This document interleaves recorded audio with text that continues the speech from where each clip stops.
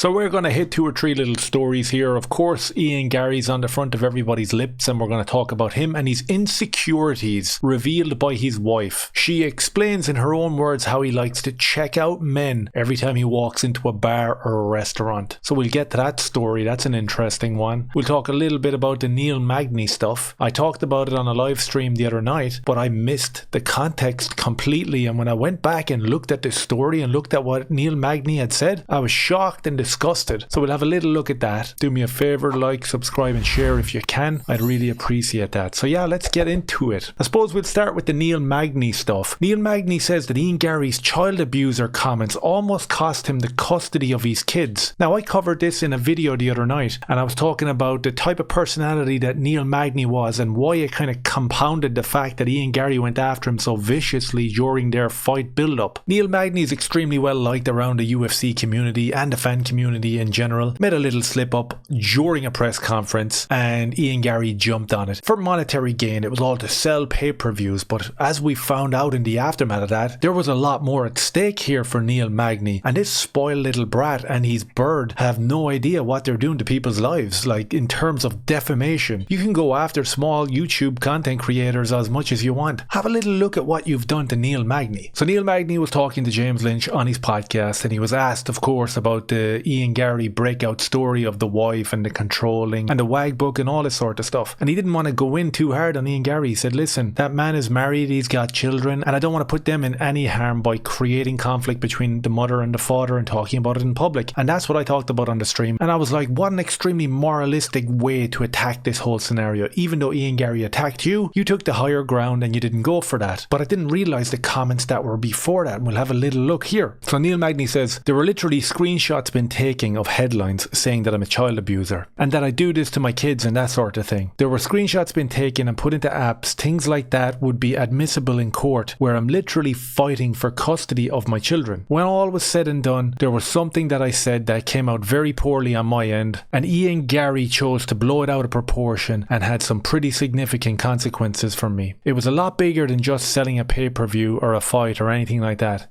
It was literally my children's relationship at stake at that point. It wasn't cool. I can't just sit here and brush it off. There was actually some significant consequences that came from that statement, but at the end of the day, all I can do is hold myself accountable for the things that come out of my mouth. Unfortunately, Magny says now that he's in a very good place with his children and the children's mother, where we can both keep what's best for the kids as a main priority. You love to hear that. You love to hear that. And isn't it shocking that the bullshit rhetoric that came out of Ian Garry's mouth during that fight week, more than likely instigated by his management team, or if not instigated, definitely fueled, ended up with this man having a custody battle. Can you imagine how he felt about Ian Garry after all that shit, and still wouldn't come out and dog on him last week? The props go to Neil Magny, man. What a story. As for Ian Garry, like, does this guy realize what he's doing? Does he did he realize when they took the mugshot of Jeff Neal and they were laughing and joking, and we showed them videos last week of his wife sitting there picking him out, going, yeah, pick this, pick that. Any one of the two of them realize the consequences, or are they just inside their bubble, inside their echo chamber, where they think that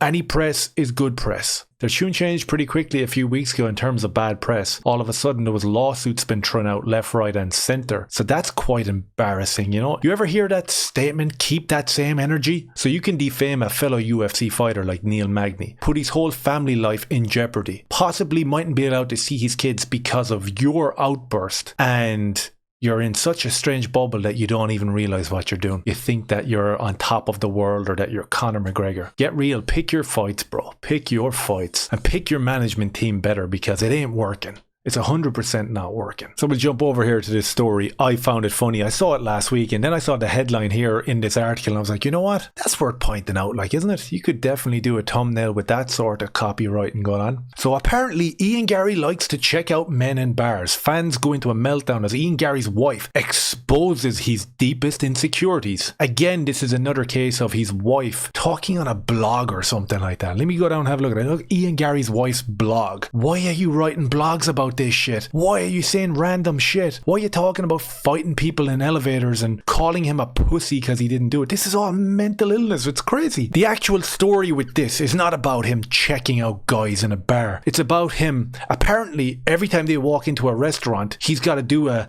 scope of the room and see can I finish every male in this room. So here's an excerpt from her blog, I guess. Before being married to Ian, I'd walk into a coffee shop simply thinking about whether their croissants looked fresh. Now I have no such luxurious, frivolous thoughts. My ever-romantic husband holds open the door for me, and when I walk in, praying that whoever scurries in behind me better thank him. Otherwise my coffee morning can switch very fast. Ian has never been in a fight outside of the octagon. Interesting little tidbit there. Interesting little tidbit. The guy who talks so much shit about people walking up to him on the street. I saw him in an interview with Helwani talking about some fan that fought MMA or some shit like that was walking up throwing fucking jives at him, and he was like, do you know who you're talking to, mate? It's like, okay, do you know who you're talking to? If you've never been in a little rumble out in the street, if you've never rolled around, if you've never gotten a belt of a stick or a bar or a bottle, don't talk shit, bro. But understand this for a moment. From diet to mindset to obvious physical training, the UFC Fighter is undergoing elite programming to get him ready for battle. This professional training works 9 times out of 10. They're more than ready to fight anyone. What are you talking about, you fucking nutjob? My husband is now loudly calling out the word you're looking for is thank you. You fucking fool. As I'm left praying the sneaky culprit doesn't react. We all know my husband is not in the wrong. The fucking fool part was obviously unnecessary, but the point stands. Ian really doesn't care if it's a tiny old lady or a 7-foot giant. If he holds the door open for you, you really should just thank him. Now, you should be thanking him whether you're an old lady or not. You gotta bow down to King Garry, don't you know? We cannot sit in a bar or a restaurant or anywhere without my husband carefully checking out every other male in the room with some heightened awareness that means every location he enters, he quickly imagines how he would finish all other present males before we can rest safely in the knowledge that he could knock the waiter out too.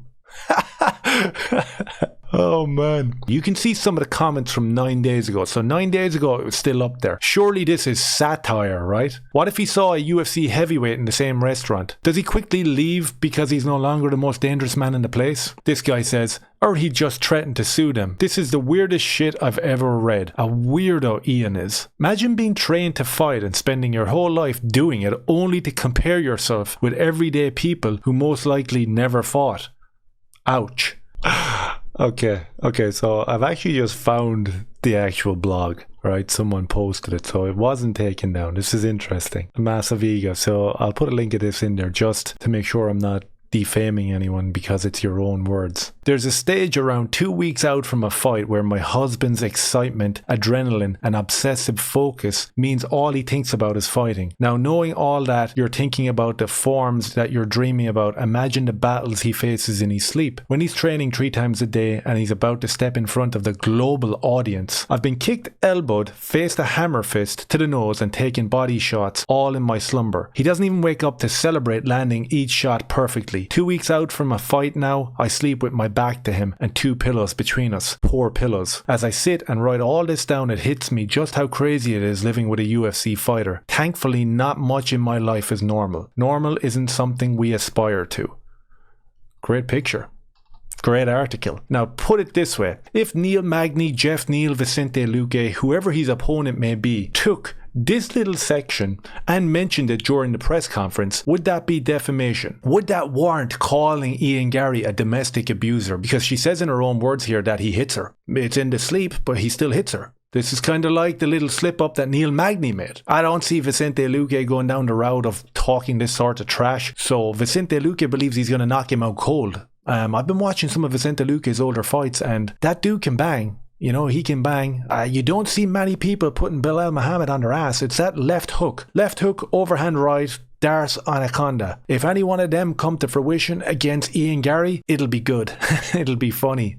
And I'll enjoy that. So yeah, this was a bit of an all over the place video. We talked about Neil Magny and the repercussions of Ian Garry attacking him and really defaming him. And as we saw from Layla Anna-Lee's blog, that there's so much ammunition there for fighters, for content creators, to use your own words against you. Kind of like what we did in the beginning and then you filed lawsuits. Kind of like what you did to Jeff Neal and Neil Magny. So like, I guess what's good for the goose is good for the gander. So that's pretty much it for this one. Another Ian Garry video. I didn't think that they'd keep on coming, but they do. They do. And I think they're going to exponentially grow as we get embedded, as we get press conferences, as we get media press tours happening on the run up to 296. It's going to be interesting. I want to thank everybody that tuned into the live stream the other night. Really appreciate it. We had 800 people live at one stage. I thought that was awesome. I am going to get my technical side in order in terms of cameras and audio equipment, and we're going to go again. Any super chats that I missed, I apologize because I was just figuring it out, and I really do appreciate everyone that popped over there for a chat. I'll put it out on the community page if I can get up and going again this week. I'd go again today if I wasn't so paranoid about my camera, but we'll see how that goes. Let me know your thoughts down below on everything that we covered here. Like, subscribe and share. I appreciate you. Cheers.